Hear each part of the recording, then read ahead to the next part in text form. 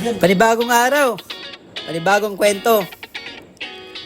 Ngayong araw, story time muna tayo. Pero bago lahat, intro muna tayo!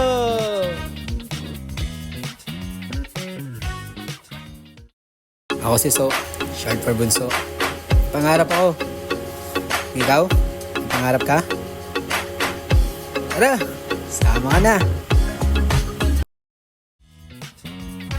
Yun, start na tayo ng story time. Alam mo ba dati na takot talaga ako magmotor?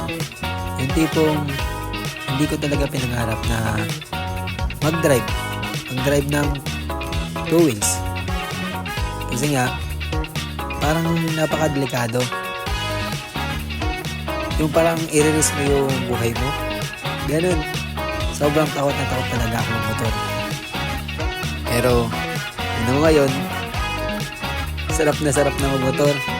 Ultimo, malapit lang na bibilhin. Nakamotor pa. Ultimo, magdadrop off nga lang sa shop ko. Sa kabilang kanto lang. Gusto ko bang magmotor? Siguro, ganoon nga.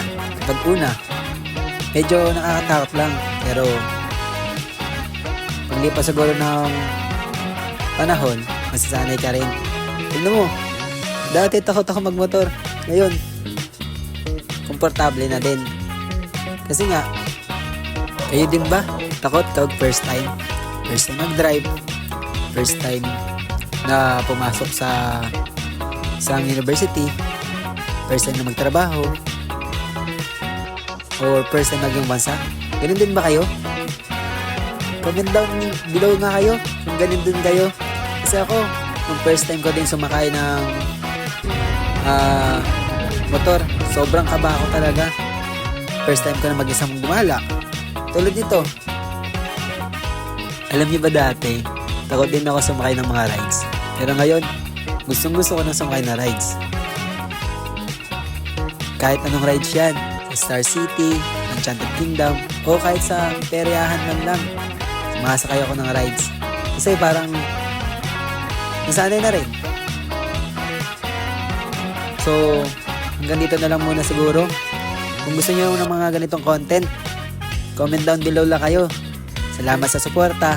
Tuloy niyo suportahan ang aming shop. El Filideo pala. Paalam guys. See you on my next vlog.